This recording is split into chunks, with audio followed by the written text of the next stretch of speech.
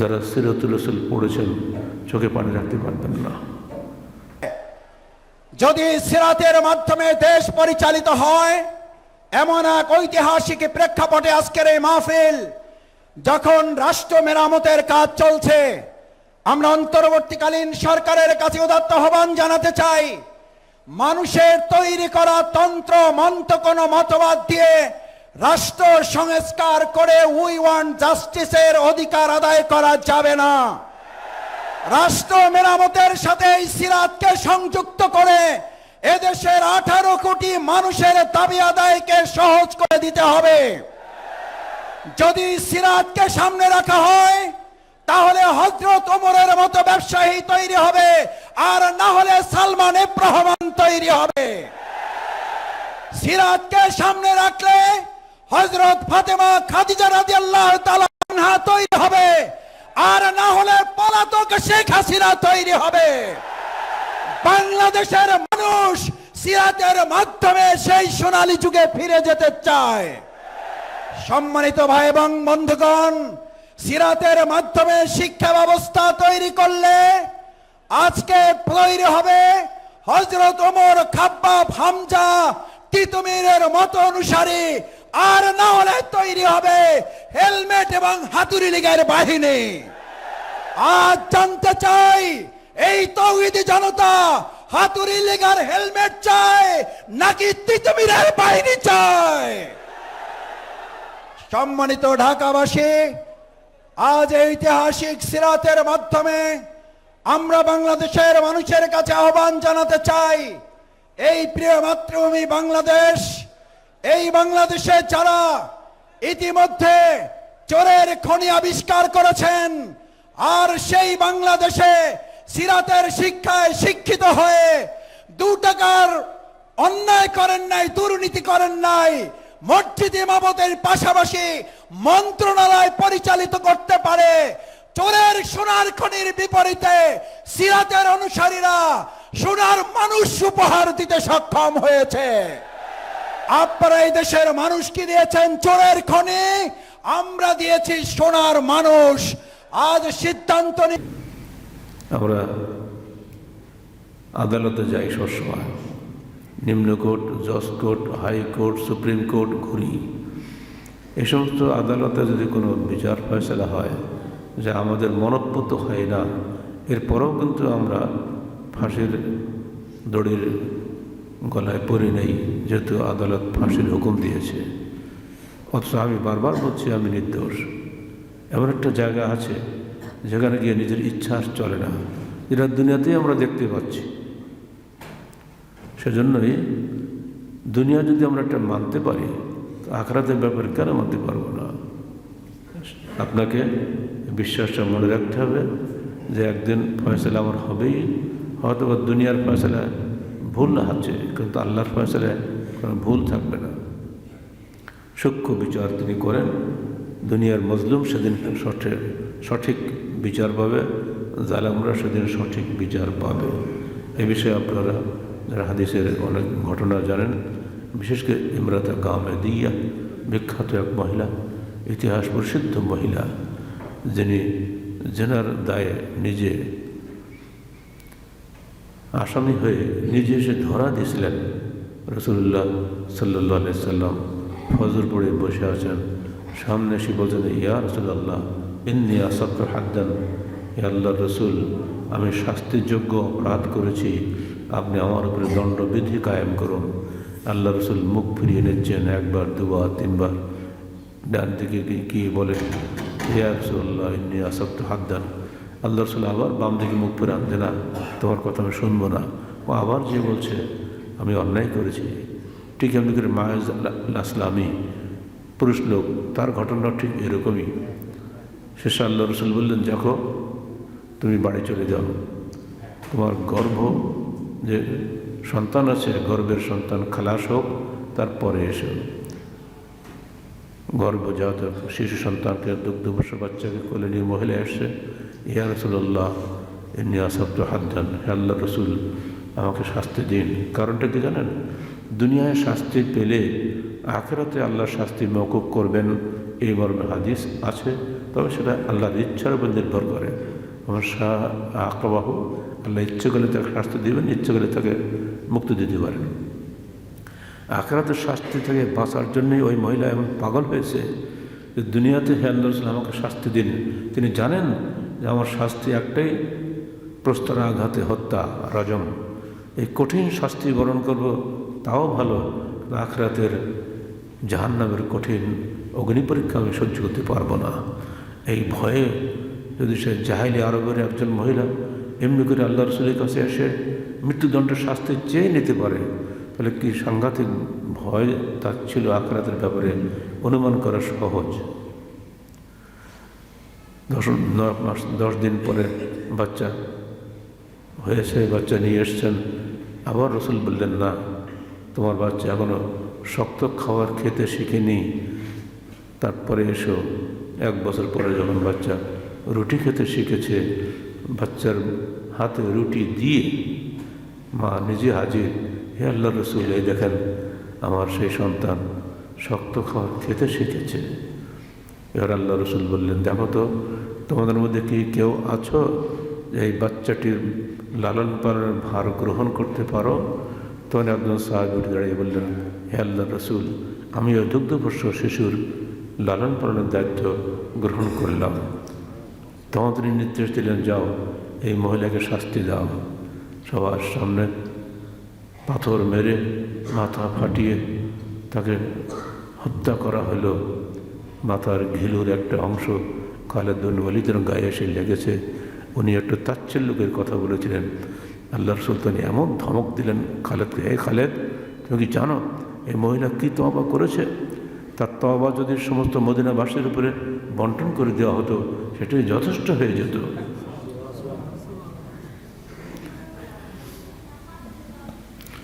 আখিরাত বিশ্বাস মানুষকে কিভাবে অন্যায় থেকে ফিরিয়ে আনে, এটাই তার জাজ্জল্যবান প্রমাণ। যে জাহেলি আরবে হত্যা, ধর্ষণ, লুণ্ঠন সচরাচর ছিল, সেই জাহেলি আরব থেকে হত্যা, ধর্ষণ চিরতরে বিদায় হয়ে গেছে ইসলামের একটি আকীদাগত মৌলিক পরিবর্তনের কারণে। আল্লাহ রাসূল তাদেরকে শুনিয়েছিলেন, দেখো দুনিয়া তুমি যত বড়ই হও, আখিরাতে তোমাকে ফল ভোগ করতেই হবে। এই বিশ্বাস মানুষকে এমন পরিবর্তন করে দিয়েছিল। আজকেও যদি বাংলার জমিনে এই বিশ্বাস দৃঢ়ভাবে প্রতিষ্ঠা লাভ করে, ইনশাআল্লাহ এখানেও ঠিক এমনি করে পরিবর্তন আসবে। পুলিশ, র্যাব, ডিএসবি কোনোটারই প্রয়োজন হবে না ইনশাআল্লাহ। আসুন, এটা সকলকে সত্য বিমুখ করে।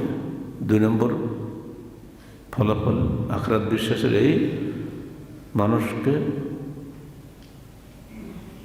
সত্য বিমুখ করে। যখন এই মানুষ আখিরাতে বিশ্বাস করবে না, তার ফলাফল হবে এই যে সত্যকে সে এড়িয়ে যাবে। জানে যে এটা সত্য, কিন্তু মানবে না। আল্লাহ বলছেন, ইলাহুকুম ইলাহুন ওয়াহিদ ফাল্লাযীনা লা ইউমিনুনা বিল আখিরাহ কুলুবুহুম মুনকিরা ওয়া হুম মুস্তাকবিরুন। সূরা নাহল 22 আয়াত। যারা আখিরাতে বিশ্বাস করে না, তাদের অন্তরটা হয় সত্য বিমুখ। ওয়া হুম মুস্তাকবিরুন, তারা হয় অহংকারী, দাম্ভিক। এই দাম্ভিকতা থেকে মুক্ত করার একমাত্র ওষুধ হচ্ছে আখিরাত বিশ্বাস। আখিরাত বিশ্বাসের ফলাফলে মানুষ দাম্ভিকতা মুক্ত হয়, সে নিরহংকার সুন্দর মানুষে পরিণত হয়। খন্দকের যুদ্ধে পেটে পাথর বাঁধা রসুল, ক্ষুধার্ত রসুল তার ক্ষুধার্ত সাথীদের নিয়ে শত্রুর হাত থেকে বাঁচার জন্য গর্ত খুঁড়ছেন। 10 হাত গভীরতা, 10 হাত প্রশস্ততা দিয়ে মদিনার উত্তর পাশে দীর্ঘ রাস্তা পরিক্রমণ করছেন, যাতে শত্রু ওই পাশ দিয়ে মদিনায় প্রবেশ করতে না পারে। আহজাবের যুদ্ধে ওটা কঠিন যুদ্ধ ছিল। পুরা জাহেলি আরবের 10,000 সৈন্য, আর মদিনায় তখন সর্বসাকুল্যে মাত্র 3,000 অধিবাসী। 3,000 অধিবাসীকে ধ্বংস করার জন্য 10,000 সৈন্য যখন এসে যায়, তখন অবস্থাটা কেমন হয় আপনারা বুঝতে পারছেন। আর সেই কঠিন বিপদ থেকে বাঁচার জন্য রাসূলুল্লাহ সাল্লাল্লাহু আলাইহি সাল্লাম নেতা হিসাবে কি করেছিলেন হাদিসের পৃষ্ঠায় তার উজ্জ্বল স্বাক্ষর রয়েছে। যারা সিরাতুর রাসূল পড়েছেন চোখে পানি রাখতে পারবেন না। অবস্থাতেও তিনি তার এই ক্ষুধার্ত সাথীদেরকে উৎসাহ দিচ্ছেন, আল্লাহুম্মা লা আয়শা ইল্লা আয়শাল আখিরাহ ফাখরিল আনসার ওয়াল মুহাজিরা। হে আল্লাহ, কোনো বিলাসিতা নাই আখিরাতের বিলাস ব্যতীত। হে আল্লাহ, তুমি আনসার ও মুহাজিরদেরকে ক্ষমা করো। ওই অবস্থায় আমরা কী করতাম?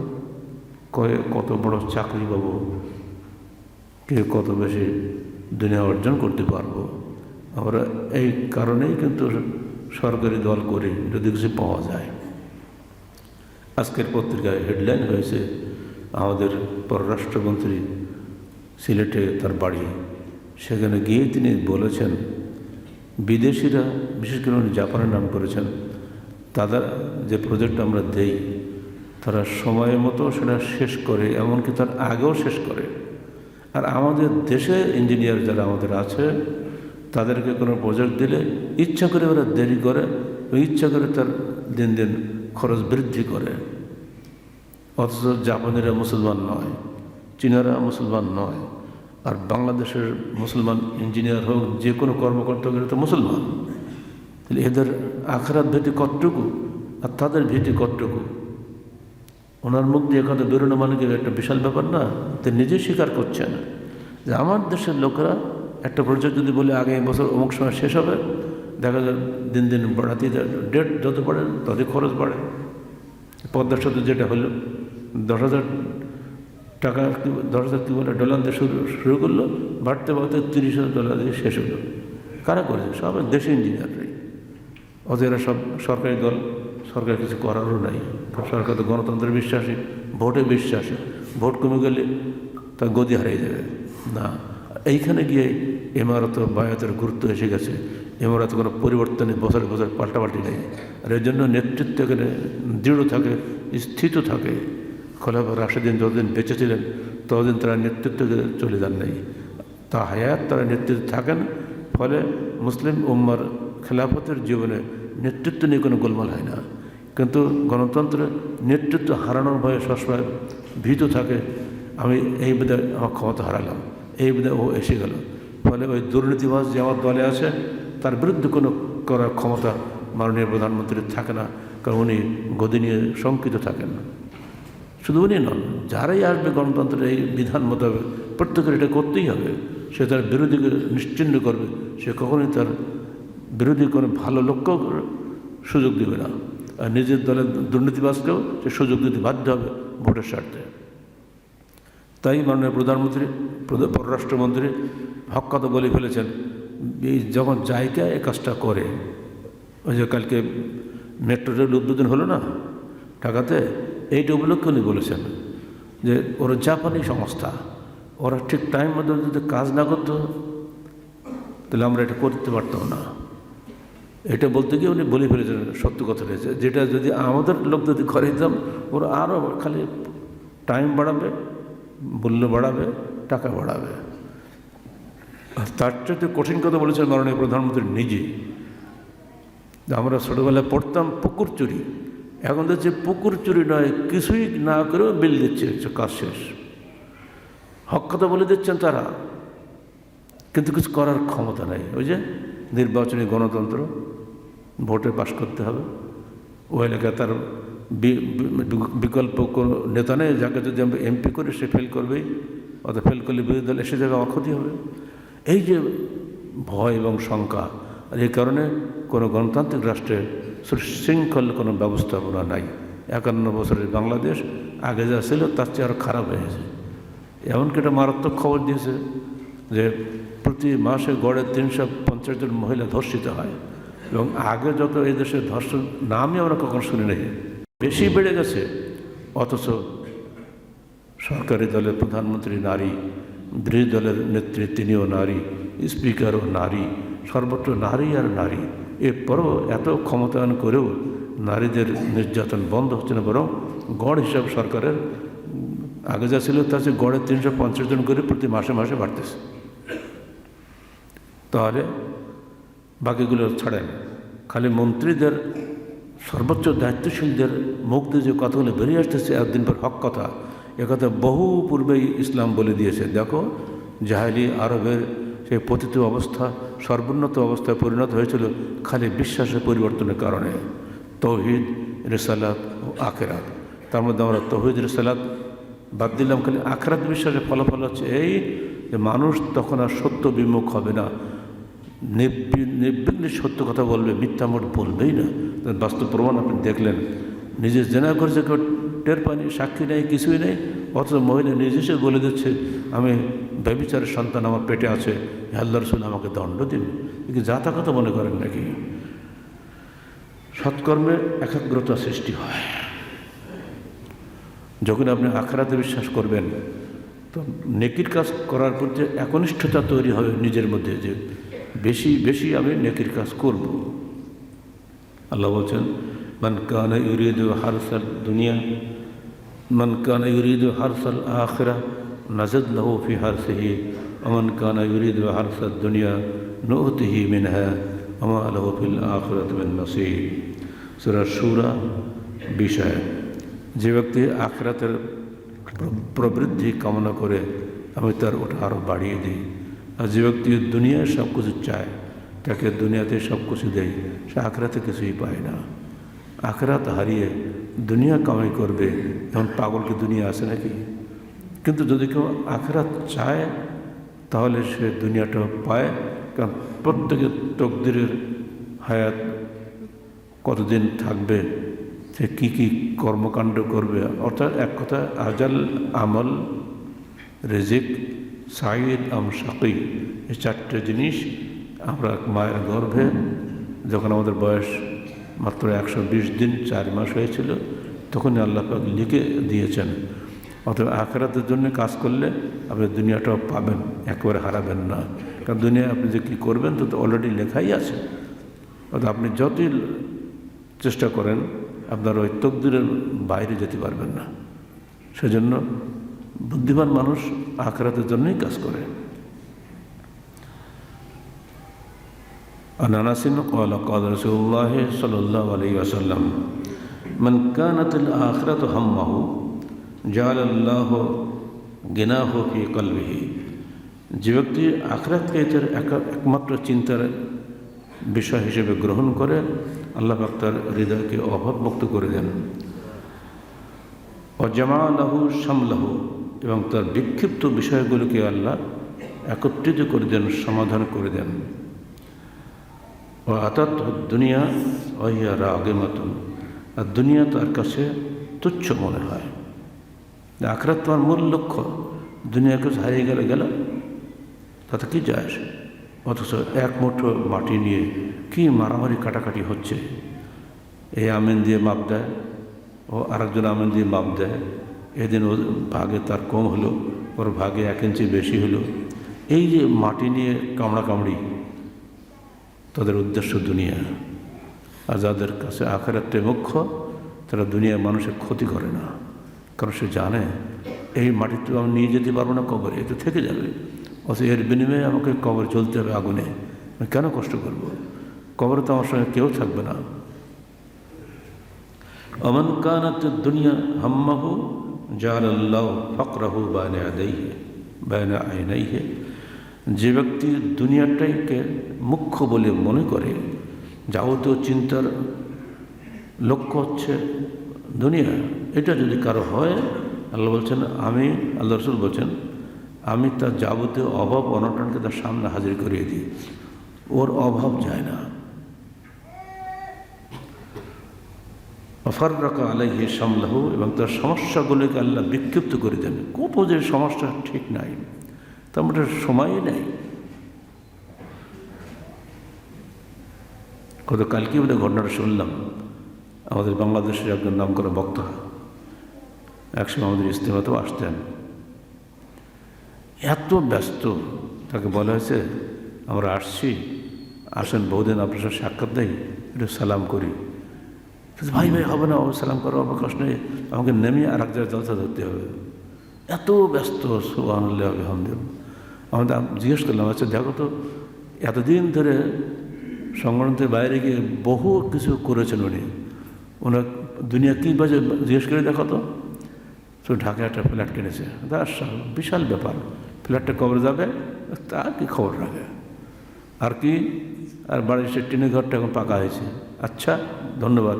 ছেলেপিলে কি, ছেলে একটা বাঁদর হয়েছে, একটা কোথাও ঘুরে বেড়াচ্ছে, পাত্তা নেই, বাবা খবরই নেই কোথায় গেছিলে, এই তো দুনিয়া পাওয়া শেষ। অথচ এত বড় বক্তা, একটাকে চিনবেন,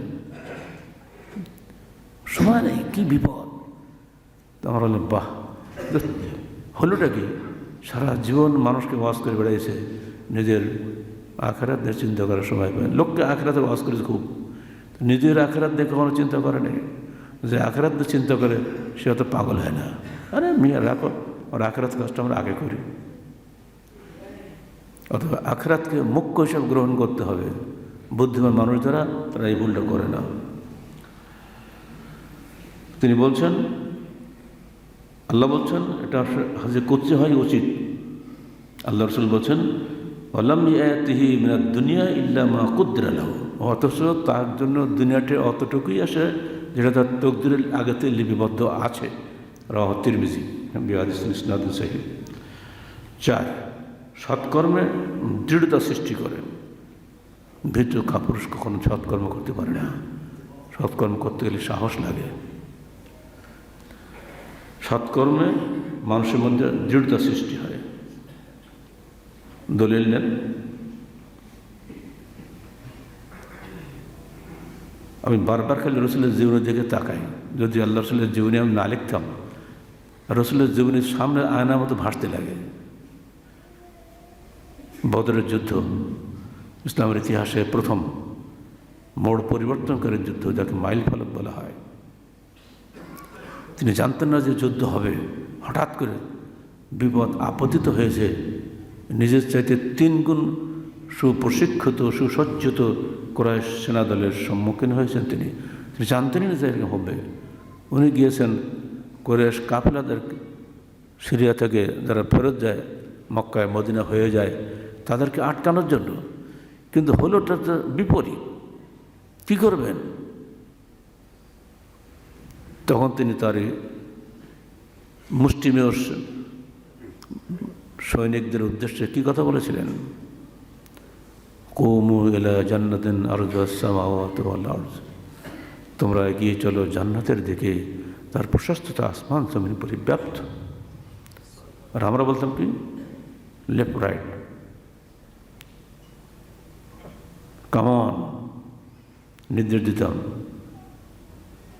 আর আরবিতে কি বললেন? রোহ গুদ্দাম, দৌড়ো সামনে যাও। রোহ গুদ্দাম নাই, উনি পরিষ্কার বলে যে কুমু ইলা জান্নাতিন আরজুহাস সামাওয়াতু ওয়াল আরজ, হে আমার ক্ষুধার্ত, অপ্রশিক্ষিত, অসজ্জিত এই মুষ্টিমেয় সেনা, তোমরা আল্লাহর পথে, জান্নাতের পথে দাঁড়িয়ে যাও। জান্নাতের এই আহ্বান শুনে ওমর ইবনে হুমাম আনসার সাহাবী, তিনি বলছেন বাহ বাহ। রাসূলুল্লাহ সাল্লাল্লাহু আলাইহি ওয়াসাল্লাম বললেন, তুমি এটা কেন বললে? মানে রাখো রাখো, কী ব্যাপার? তো হে আল্লাহ রসুল, আমি তো জান্নাতের জন্য এখানে এসেছি, আমি জান্নাত চাই। তো আল্লাহ রসুল বলছেন, ফাইন্নাকা মিন আহলিহা, তুমি অবশ্যই জান্নাতবাসী হবে। খুশিতে বাগবাগ হয়ে যে খেজুরগুলো পকেটে ছিল চিবাচ্ছেন, আর বলছেন না, এই শুকনো খেজুর চিবাতে চিবাতে অনেক সময় লাগবে, তার আগেই জান্নাতে চলে যাবো। সব ছুঁড়ে ফেলে দিলেন, ঝাঁপিয়ে পড়লেন যুদ্ধের ময়দানে। বীর দর্পে জয়াত করতে করতে এক পর্যায়ে তিনি শহীদ হয়ে গেলেন। শাহাদাতের মর্যাদা লাভ, জান্নাত পাওয়ার আকাঙ্ক্ষা তাকে দুনিয়াকে ভুলিয়ে দিয়েছে। অথচ তারও সংসার ছিল, তারও সন্তান ছিল, তারও দুনিয়ায় বেঁচে থাকার আকাঙ্ক্ষা ছিল। কিন্তু দুনিয়ার চাইতে আখিরাতের আকাঙ্ক্ষা, জান্নাত লাভের আকাঙ্ক্ষা বেশি হওয়ার কারণে তিনি খেজুরটা পর্যন্ত খেয়ে শেষ করলেন না। একটাই অর্ডার ছিল, কুমু ইলা জান্নাতিন আরজুহা সামাওয়াতু ওয়াল আরদ। আমার রসুল কমান্ড দিচ্ছেন কীভাবে, তোমার দাঁড়িয়ে যাও জান্নাতের প্রতি যার প্রশস্ততা আসমান ও জমিনে পরিব্যাপ্ত। আজকের প্রধান সেনাপতি যে একই কমান্ড যদি দেন, তাহলে বাংলার সেনাবাহিনী আশা করি দুনিয়ার সবার চেয়ে সর্বোত্তম সাহসী সেনাবাহিনীতে পরিণত হবে। এটা নিশ্চিত বিশ্বাসের কারণেই কিন্তু এই পরিবর্তনটা আসে। এর বহু দৃষ্টান্ত ইসলামের ইতিহাসে আছে, সব যুদ্ধে এরকমই হয়েছে। 5, বিপদের ধৈর্য ধারণের শক্তি বৃদ্ধি পায়। যারা আখিরাতে বিশ্বাস করেন তাদের বিপদের ধৈর্য ধারণের শক্তি বৃদ্ধি পায়। আল্লাহ বলছেন, ওয়াইন্নামা ইউওয়াফা সাবিরুনা আজরাহুম বিগাইরি হিসাব, সূরা জুমার 10 আয়াত। যারা ধৈর্যশীল আল্লাহ তাদেরকে বেহিসাব পুরস্কার দান করে থাকেন। আল্লাহ রসুল মক্কা থেকে বেরিয়েছেন, নির্যাতিত সাহাবি, চারিদিকে খবর উনি শোনেন, ওখানে মারছে, ওখানে পিটাচ্ছে, ওখানে দবাচ্ছে ইত্যাদি। বিলালের খবর সবাই আপনারা জানেন, তাকে স্ফুলিঙ্গ সদৃশ্য বালকার উপরে নগ্ন পিঠে খালি করে রেখে বুকের উপরে পাথর চাপা দিয়ে বলছে ধ্বংস করার জন্য তাকে। কিন্তু উনি ওই অবস্থায় বলছেন আহাদ আহাদ আহাদ, আল্লাহ তুমি ছাড়া কোনো শরিক নাই। এই ধরনের অবস্থা যখন চলছে মক্কার সে নির্যাতিত জীবনে, তিনি একদিন যাচ্ছেন, দেখলেন ইয়াসের পরিবার নির্যাতিত হচ্ছে। বৃদ্ধ ইয়াসেরকে মেরে ফেলা হয়েছে, বৃদ্ধা স্ত্রীকে আবু জেহেল নিজে বল্লা মেরে খোঁচা মেরে তার গুপ্তাঙ্গে আঘাত করে হত্যা করেছে।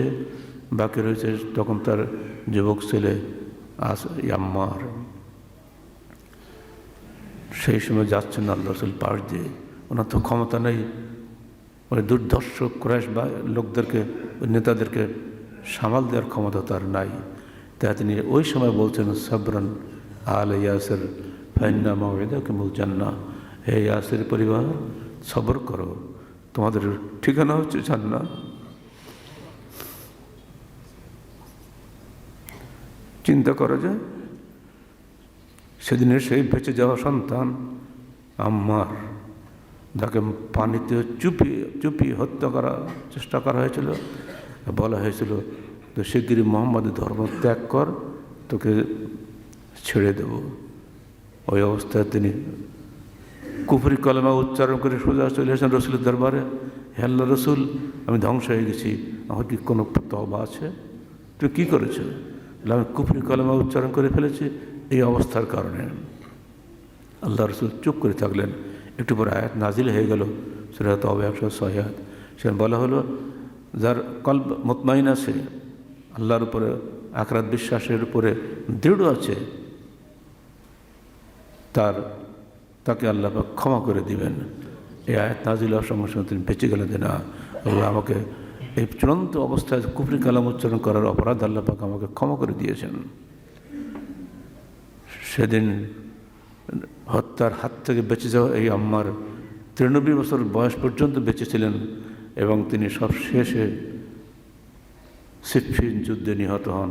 হযরত আলী নিজে তার জানাজায় ইমামতি করেন, কারণ যেদিন এই খন্দক খোঁড়া হচ্ছিল সেদিন আম্মার বিন ইয়াসিরের মাথায় অন্যদের চাইতে বেশি বেশি ইট ছিল। তো আল্লাহ রাসূল তার কাছে গিয়ে গায়ের ধুলা ঝেড়ে দিচ্ছিল, বলছেন তাকতুল মাইয়াতুল বাগিয়া, একে হত্যা করবে বিদ্রোহী দল। এই কথাটা আলীর মনে আছে যে আলীর বিরোধী বিদ্রোহী দল ছিল খারেজিরা এবং মুয়াবিয়ার দল, সেই তাদের হাতে উনি নিহত হয়েছেন। তাতে আলী নিশ্চিত হলেন যে আমার দলকে বাগিয়া বলা হয়নি, আমার বিরোধী দলকেই বাগিয়া বলা হয়েছে, বিদ্রোহী বলা হয়েছে। তাদের হাতেই আম্মার বিন ইয়াসির আজকে শহীদ হলেন। অতএব তোমরা ওকে গোসল দিও না, আমি নিজে ওকে জানাজা পড়াবো। কল্পনা করা যায়? শুধু একটাই লক্ষ্য, জান্নাত। জান্নাত পাওয়ার জন্যে জীবন, যৌবন, টাকা পয়সা সবই মিথ্যা। মৃত্যুর কিছুদিন পূর্বে তার বাসায় গিয়েছে, এটা হচ্ছে খোবাইবের বাসার কথা বলছি। তাকে এমনভাবে মারা হয়েছিল, একদিন ওমর ফারুক তাকে দরবারে ডাকলেন, এ খোবায়েব, তোমাকে কেমন নির্যাতন করা হয়েছিল একটু বলো তো। তখন জামার খুলে দেখালেন পিঠের অবস্থা, গোস্ত সব একেবারে খণ্ড খণ্ড হয়ে গেছে। এই অবস্থা দেখে ওমর ফারুক কেঁদে ফেললেন। তার জন্য তিনি রাষ্ট্রীয় ভাতা বৃদ্ধি করে দিলেন। এই খোবায়েব একদিন মারা যাচ্ছেন, তার কিছুক্ষণ আগে সমস্ত সাহাবীরা তার বাড়িতে গিয়েছে তাকে সান্ত্বনা দেওয়ার জন্য। দেখলেন যে খোবায়েব কাঁদছে। খোবায়েব, আপনি কাঁদছেন? আপনার তো জান্নাত সুসংবাদ আগেই দিয়ে দিয়েছেন। তো না না, শুনে রাখো, এখন আমার কোনো কিছুর অভাব নাই। ওই দেখো ওখানে স্বর্ণ, ওখানে দিনার দিরহাম সব গাদা গাদা হয়ে আছে, এগুলো আমার কোনোই প্রয়োজন ছিল না। যখন আমি আবুল্লাহ আহবের বাড়িতে কামলা খাটতাম, কর্মচারী ছিলাম, সেই সময় আমাকে যে নির্যাতন করা হয়েছে, সে নির্যাতন আমি আজও ভুলে নাই। এই টাকা পয়সা আমি কী করব? সব তোমরা নিয়ে যাও, আমি জান্নাত চাই। তিনি ইচ্ছা করে জোর করে সবাইকে সব বিতরণ করে দিলেন। আমি নিঃস্ব অবস্থায় দুনিয়াতে এসেছি মায়ের গর্ভ থেকে, খালি হাতে আমি দুনিয়াতে বিদায় হতে চাই। সিরেফ আল্লাহর রসুল, আল্লাহর কাছ থেকে পূর্ণ পুরস্কার পেতে চাই, আমি সিরেফ জান্নাত পেতে চাই। সাহাবীদের জীবনের এই ঘটনাগুলো আমাদের সামনে মজুদ হয়ে আছে। আর সেই কারণেই সারা পৃথিবীতে মুসলমান বিশ্ব বিজয়ী শক্তিতে পরিণত হয়েছিল। তাদের আকীদার শক্তি এত জোরালো ছিল, দুনিয়াওয়ালারা সব ব্যর্থ হয়ে ফিরে গেছে, তাদের সামনে কেউ টিকতে পারেনি। 6,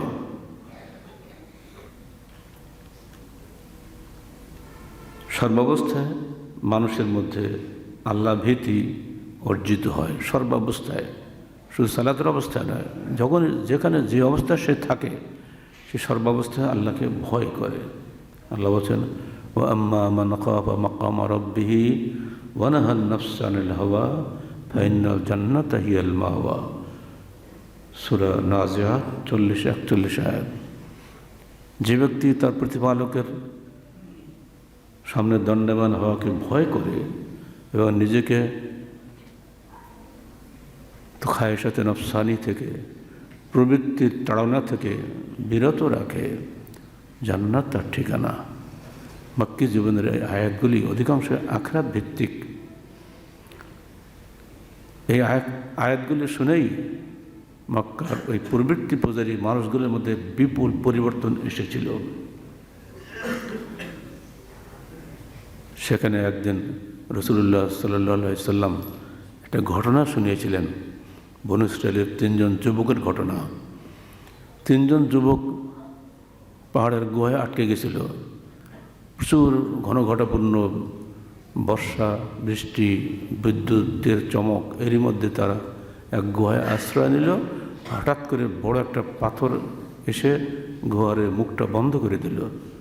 তখন 3 জন যুবক সাধ্যমতো চেষ্টা করেও সে গুহার মুখে আটকানো বিশাল প্রস্তর খণ্ডকে হটাতে পারেনি।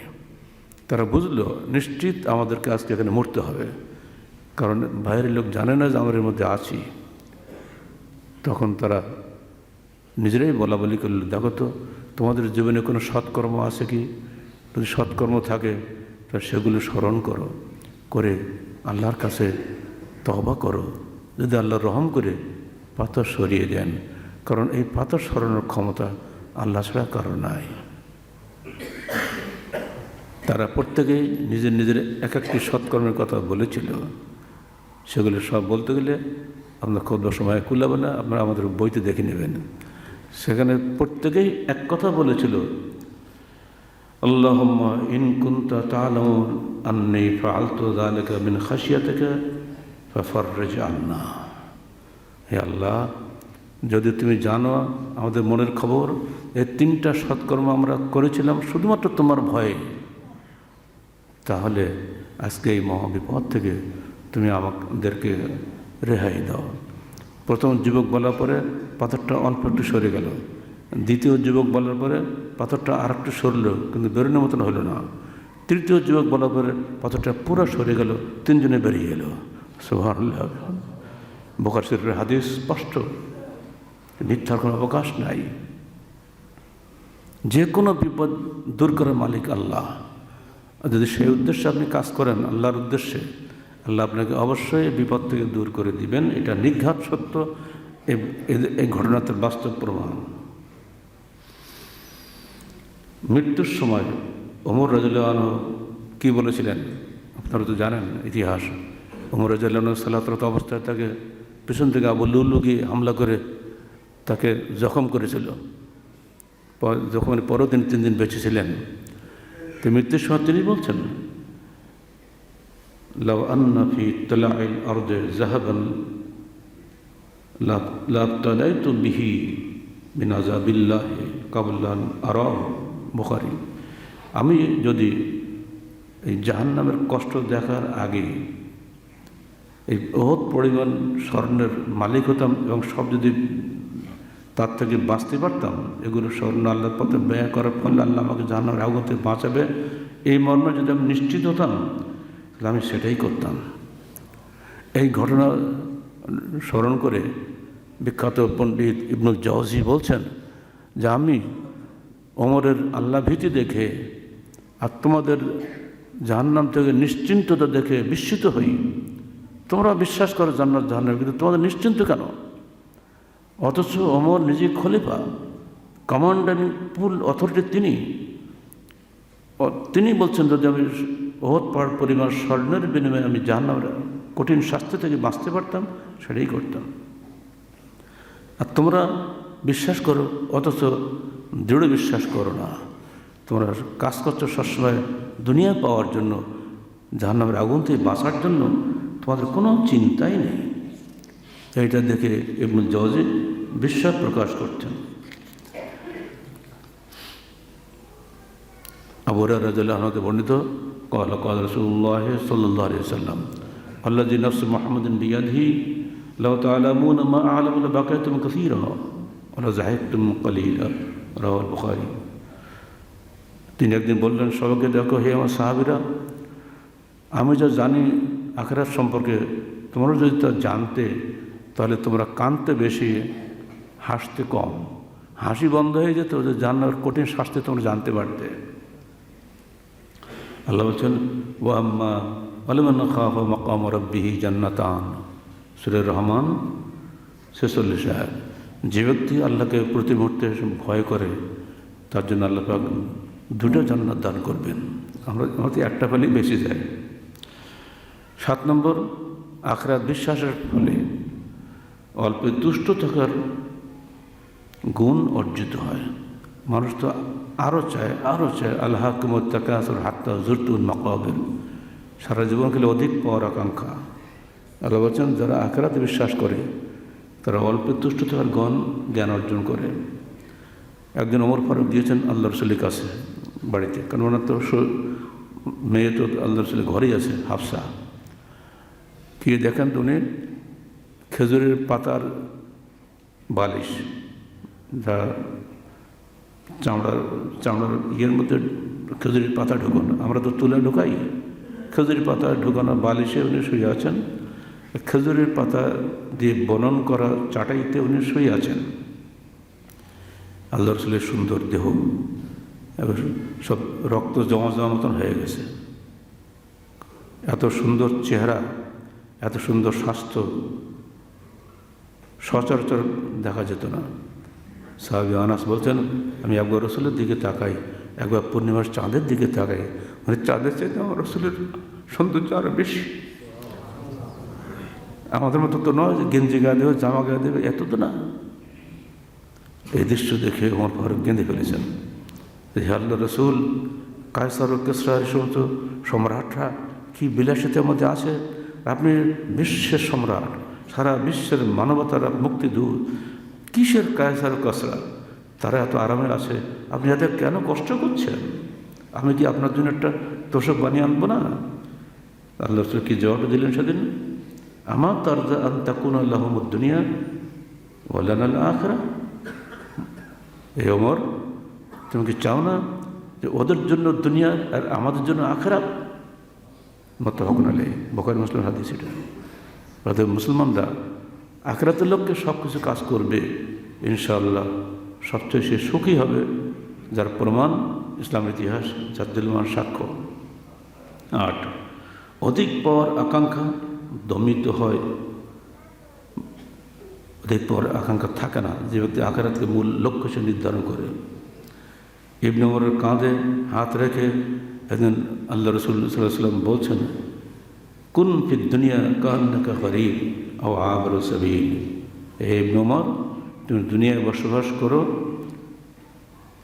আগন্তুক হিসেবে, হঠাৎ একটা আগন্তুক অচেনা জায়গায় আসলে তার যে অবস্থা হয়, আও আবরু সাবিল, অথবা পথচারী হিসাবে। পথচারী পথের স্থায়ী বাসিন্দা নয়, যতক্ষণ তিনি পথের পথ থাকেন অতটুকু ওই সময়টুকু তিনি সেভাবে থাকেন। দুনিয়ার এটা একটা পথ, এই দুনিয়ার উপর দিয়ে আমরা সফরে আছি ব্যস্ত হয়ে, আখিরাতের দিকে আমরা এগিয়ে যাচ্ছি। প্রতি মুহূর্তে আমরা প্রতি সেকেন্ডে 3 লক্ষ কিলোমিটার বেগে আমরা এগিয়ে যাচ্ছি আখিরাতের দিকে। এটা খেয়াল রাখবেন। সূরা আসরের তাফসীরটা পড়বেন, বুঝতে পারবেন। আলোর গতি যদি 1,86,000 মাইল হয়, ওটাকে কিলোমিটার করলে 3 লক্ষ কিলোমিটার হয়। প্রতি সেকেন্ডে এত দ্রুত বেগে আমরা এগিয়ে চলেছি জান্নাতের দিকে, আখিরাতের দিকে।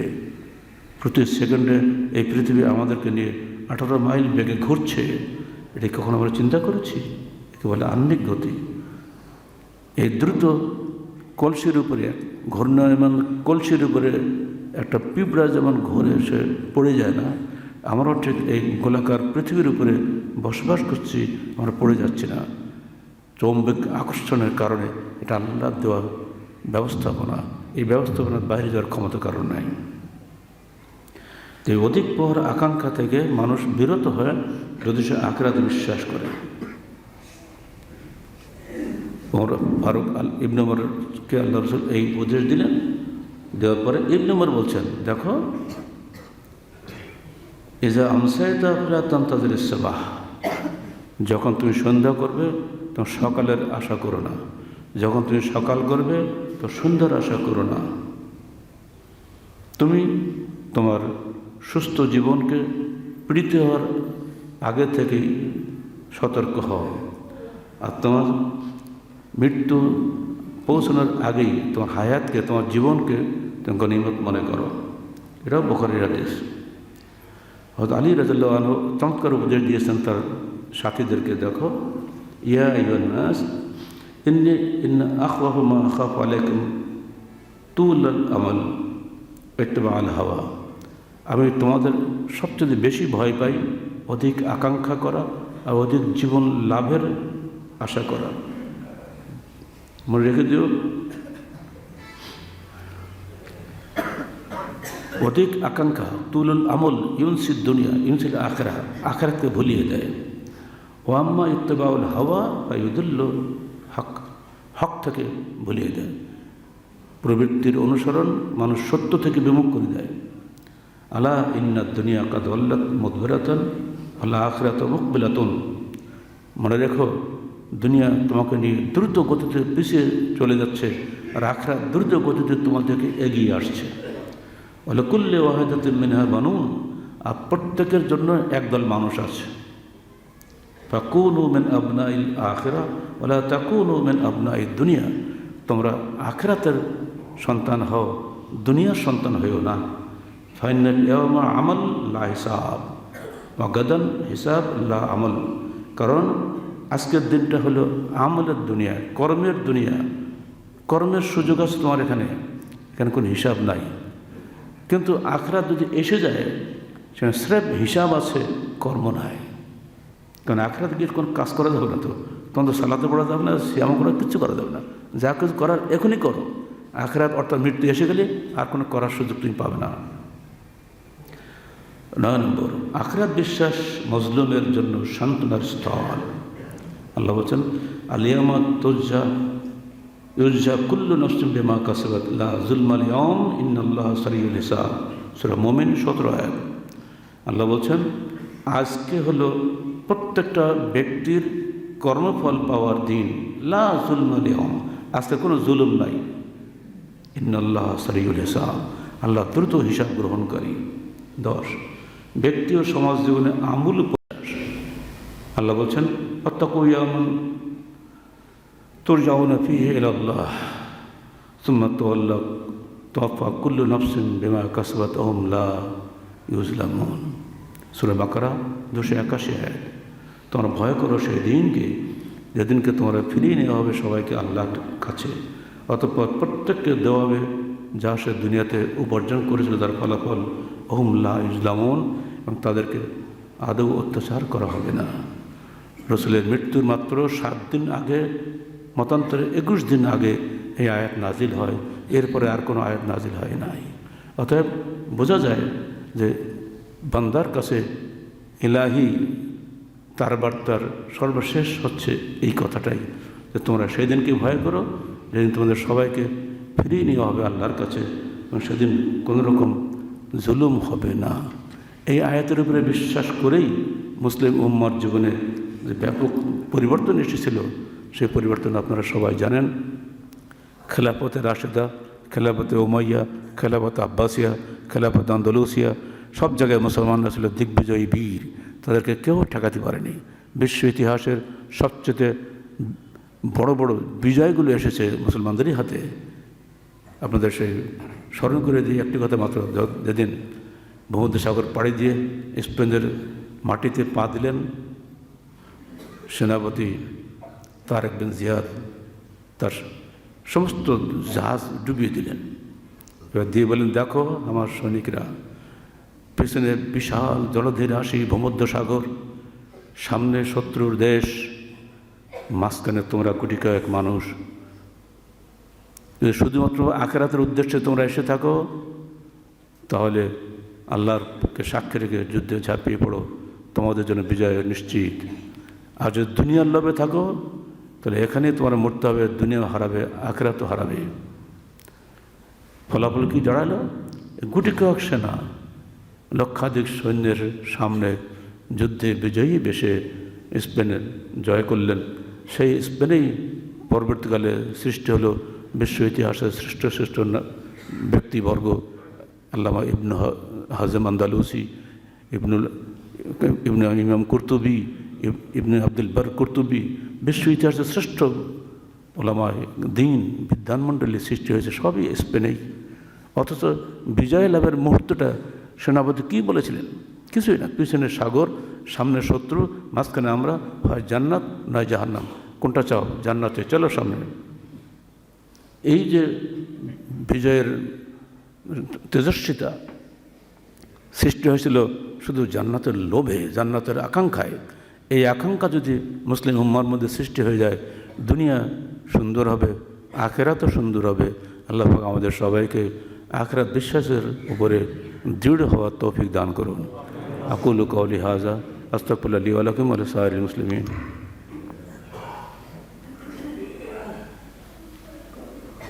আলহামদুলিল্লাহ আলহামদুলিল্লাহ নাহমাদুহু ওয়া নাস্তাঈনুহু ওয়া নাস্তাগফিরুহু ওয়া নু'মিনু বিহি ওয়া নাতাওয়াক্কালু আলাইহি ওয়া নাউযু বিল্লাহি মিন শুরুরি আনফুসিনা ওয়া মিন সাইয়্যাতি আ'মালিনা মান ইয়াহদিহিল্লাহু ফালা মুদিল্লা লাহু ওয়া মান ইউদ্লিল ফালা হাদিয়া লাহু ওয়া নাশহাদু আল লা ইলাহা ইল্লাল্লাহু ওয়াহদাহু লা শারীকা লাহু ওয়া নাশহাদু আন্না মুহাম্মাদান আবদুহু ওয়া রাসূলুহু।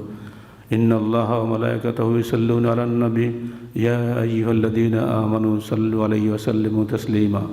আল্লাহুম্মা সাল্লি আলা মুহাম্মাদিন ওয়া আলা আলি মুহাম্মাদ কামা সাল্লাইতা আলা ইব্রাহিম ওয়া আলা আলি ইব্রাহিম ইন্নাকা হামিদুম মাজিদ। আল্লাহুম্মা বারিক আলা মুহাম্মাদিন ওয়া আলা আলি মুহাম্মাদ কামা বারাকতা আলা ইব্রাহিম ওয়া আলা আলি ইব্রাহিম ইন্নাকা হামিদুম মাজিদ।